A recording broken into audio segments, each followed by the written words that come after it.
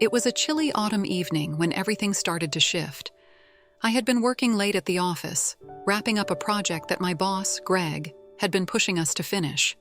The sky outside had turned a deep indigo, and the glow of city lights filtered through the large windows of the conference room where I sat hunched over my laptop. I didn't hear the sound of footsteps behind me until a soft voice cut through the silence. "Still here, Jake?" I turned and found myself face to face with Emily, Greg's younger sister. She worked as an intern in our department, but her presence was always more like a breeze, there and gone before you could truly notice. Tonight, though, she was still there, lingering in the doorway with a curious tilt to her head, a slight smile playing on her lips. "Yeah," I replied, rubbing my neck. "Got a deadline. You know how Greg is." She chuckled softly, stepping further into the room, her heels clicking on the polished floor. "Yeah, I know how he is," she said with a knowing grin. "Mind if I keep you company for a bit?" "Sure, why not?" I shrugged, trying to sound casual. But there was something different about the way she looked at me tonight, and it made my pulse quicken slightly. She took a seat across from me, her movements smooth and effortless. The glow from my laptop screen lit her face, casting shadows that made her look both mysterious and beautiful. For the next hour, we chatted as I worked, her presence surprisingly easy and comforting. She shared stories about her time in art school, her love for painting, and her complicated relationship with Greg. There was a vulnerability in the way she spoke, a softness that drew me in, and before I knew it, I found myself laughing with her, feeling a connection that went beyond just a casual acquaintance. As the clock neared midnight, Emily leaned back in her chair, stretching her arms above her head. "I should probably head out before Greg starts wondering where I am," she said with a small laugh. But as she stood, she hesitated, her eyes meeting mine in a way that made my heart skip a beat. "Thanks for letting me stay," she added, her voice quieter now, more serious. "It's nice, not feeling so alone." I nodded, trying to ignore the strange flutter in my chest. "Anytime, Emily, really." She lingered for a moment longer, her gaze dropping to the floor, then back up to me, as if she wanted to say something more. But she just smiled, a little wistful, and slipped out the door. I watched her go, a knot tightening in my stomach that I couldn't quite understand. The next few days, I couldn't get her out of my mind. I told myself it was just because she was Greg's sister, that there was nothing more to it. But I kept replaying that night over and over, wondering if I had imagined the way she looked at me, the way her voice had softened when she spoke my name. Emily and I started to bump into each other more often after that. Accidental meetings in the break room, shared elevator rides, quick exchanges in the hallway. Each time, the air between us felt charged, filled with an unspoken tension that neither of us acknowledged, but both of us felt. Her hand would brush against mine when she passed me a coffee, or she'd lean a little closer when we spoke, her perfume filling the space between us. It was intoxicating, and I found myself craving those moments, even though I knew I shouldn't. One Friday evening, Greg invited the team over to his house for a casual gathering. He lived in a sprawling townhouse with a basement that he had converted into a game room. By the time I arrived, the party was in full swing, laughter and music spilling from every corner. Greg was in the middle of telling a story to a group of our colleagues, and he waved me over with a broad grin. But as I made my way through the crowd, I caught sight of Emily standing near the stairs, a glass of wine in her hand. She looked different tonight, more relaxed, more herself, in a way I hadn't seen before. When our eyes met, she smiled, and it felt like she was inviting me into a secret, one that only the two of us knew. I made my way over to her, and she tilted her head toward the basement door. "Want to sneak away for a bit? It's too loud up here," she whispered, her voice barely audible over the music. Without waiting for my answer, she took my hand and led me down the stairs, the noise fading behind us as we descended into the cool, dimly lit basement. My mind was spinning, a mix of excitement and nerves making my heart race in my chest. This felt like crossing a line, like stepping into uncharted territory, but I couldn't bring myself to pull back. The basement was quiet, the air cooler, the only light coming from a dim lamp in the corner. Emily let go of my hand and turned to face me, her expression unreadable. For a moment, neither of us spoke. We just stood there, the silence wrapping around us like a cocoon. "Emily, what are we doing?" I finally asked, my voice barely more than a whisper. She stepped closer, and I could feel the warmth of her body, could see the way her lips parted slightly as she searched my face. "I don't know," she murmured, her eyes flicking to my lips and back to my eyes. "But I don't want to think about it tonight." Her fingers grazed my wrist, a feather-light touch that sent a shiver up my spine. I knew I should stop this, should tell her that we couldn't, but the words wouldn't come. Instead, I found myself leaning in, closing the distance between us until I could feel her breath against my skin. The kiss, when it came, was tentative at first, her lips brushing against mine as if testing the waters. But when I didn't pull away, she kissed me again, deeper this time, her hands sliding up to cup my face. I kissed her back, my hands finding her waist, pulling her closer until there was no space left between us. It was like a dam breaking, all the tension and unspoken feelings pouring out in that single desperate moment. When we finally pulled apart, we were both breathing hard, our foreheads pressed together. Her hands lingered on my face, her fingers tracing the line of my jaw. "Jake, She started, but her voice broke, and she shook her head, looking away. I cupped her cheek, gently turning her face back to mine. "We shouldn't be doing this, Emily," I said, my voice rough with emotion. "You're Greg's sister. If he finds out—" She closed her eyes, leaning into my touch. "I know, but I can't stop thinking about you. I can't pretend I don't feel this way." I swallowed hard, my thumb brushing over her lips. Her confession hit me like a punch to the gut because I knew exactly how she felt. I knew I should step back, walk away before this went any further. But the thought of letting her go felt like tearing out a part of myself. Before I could second-guess myself, I kissed her again, and this time there was no hesitation, no holding back. We lost ourselves in each other, the world above us fading into nothingness as we clung to this moment, to each other.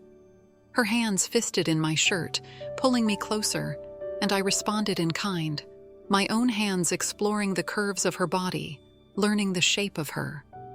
Time slipped away, minutes turning into hours as we whispered confessions between kisses, our words mingling with the darkness. We moved together, tangled in each other's warmth, our breaths mingling in the cool air of the basement. It was messy and raw, filled with an urgency that left no room for doubt. And when it was over, we lay together on the old sofa in the corner, wrapped in each other's arms, the reality of what we'd done settling over us like a heavy weight. The silence that followed was thick with unspoken words. I could feel the tension in her body, the way she clung to me as if afraid I might slip away. But all I could think about was Greg, about how this would destroy him if he ever found out. Eventually, Emily shifted against me, her voice barely more than a whisper. "I'm sorry, Jake. I didn't mean for this to happen, but I don't regret it." I held her tighter, my mind spinning with everything we'd just shared. "I don't regret it either," I admitted, my voice cracking with the weight of my own emotions. "But I don't know how we come back from this." She pressed her face into my chest, her breath warm against my skin. "Maybe we don't," she said softly. "Maybe we just take it one day at a time and see where it goes." I wanted to believe her, wanted to hold on to the hope that we could find a way to make this work. But as I lay there holding her close, I couldn't shake the feeling that we were standing on the edge of something dangerous, something that could shatter everything we knew. And yet, as I looked down at her, at the way she fit so perfectly in my arms, I couldn't bring myself to let go. I kissed the top of her head, closing my eyes against the darkness. And for that moment, I allowed myself to believe that maybe, just maybe, we could find a way to face whatever came next together. But in the quiet of the basement, with the distant hum of the party upstairs, the weight of reality pressed down on me. I knew that when morning came, everything would be different. We couldn't hide from the choices we had made, from the truth that had been laid bare between us. Emily shifted in my arms, pulling back just enough to look up at me, her eyes searching mine. There was a flicker of uncertainty in her gaze, a vulnerability that made my heart ache. She reached up, tracing the line of my jaw with her fingers, her touch so gentle that it sent a shiver through me. "What happens now?" she whispered, her voice trembling. I swallowed hard, struggling to find the right words. "I don't know, Emily. I don't know how to make sense of any of this." She nodded, her eyes filling with unshed tears.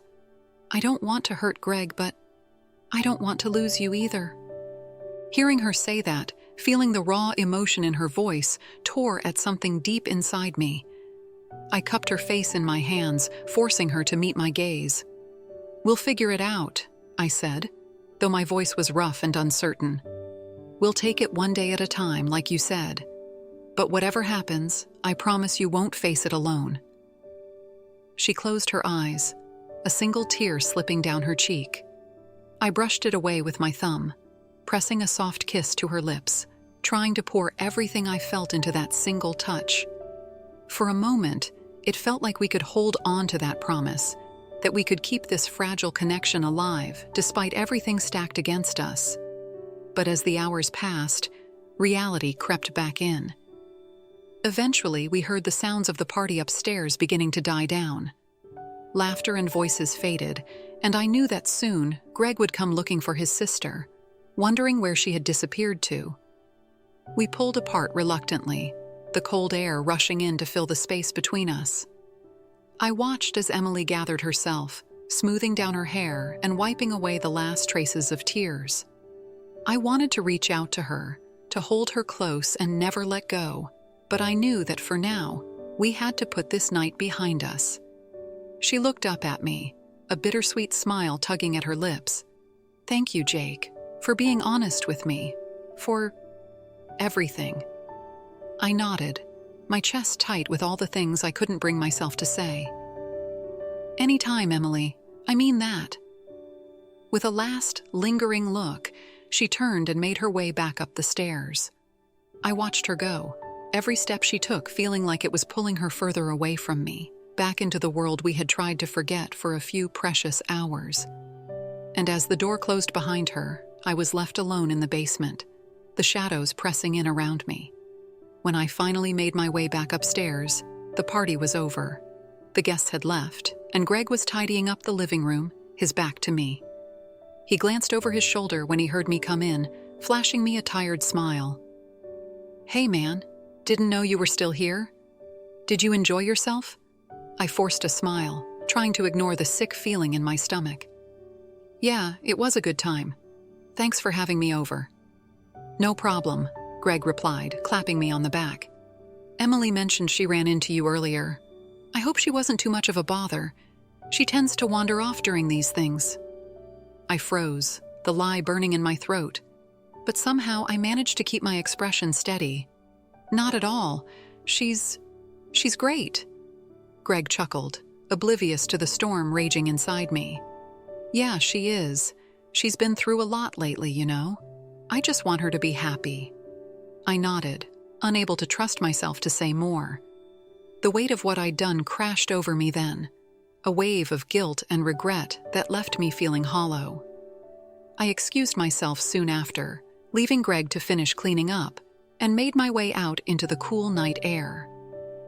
As I walked to my car, the events of the night replayed in my mind, each memory tinged with the knowledge of what it meant for the future. I thought about the way Emily had looked at me, the way she had kissed me, and the way she had clung to me as if I were the only thing keeping her grounded. But I also thought about Greg, about the trust he had placed in me, and how I had betrayed that trust in the worst possible way.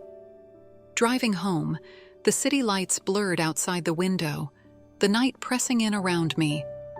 I knew that whatever path Emily and I chose, it wouldn't be easy. We were standing at a crossroads, caught between the pull of our feelings and the consequences of our actions. And in the silence of my car, with the darkness stretching out before me, I couldn't shake the feeling that the road ahead would be filled with more pain than either of us was prepared for. In the days that followed, Emily and I kept our distance.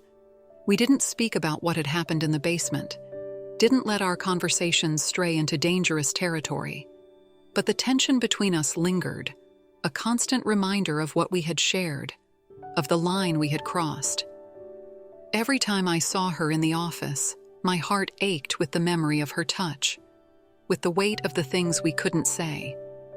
She would catch my eye sometimes, a flicker of something unspoken passing between us before she looked away, leaving me feeling like I was drowning in the silence.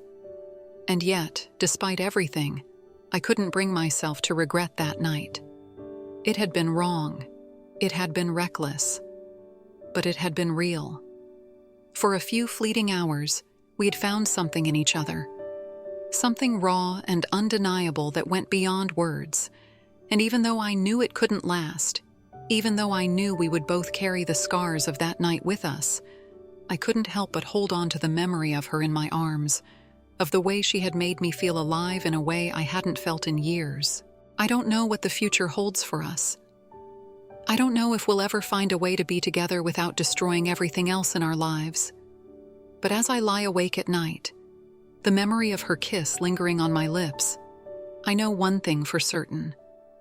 No matter how much time passes, no matter how far we try to push each other away, the memory of that night will always be with me, a secret that binds us together, even when the rest of the world pulls us apart.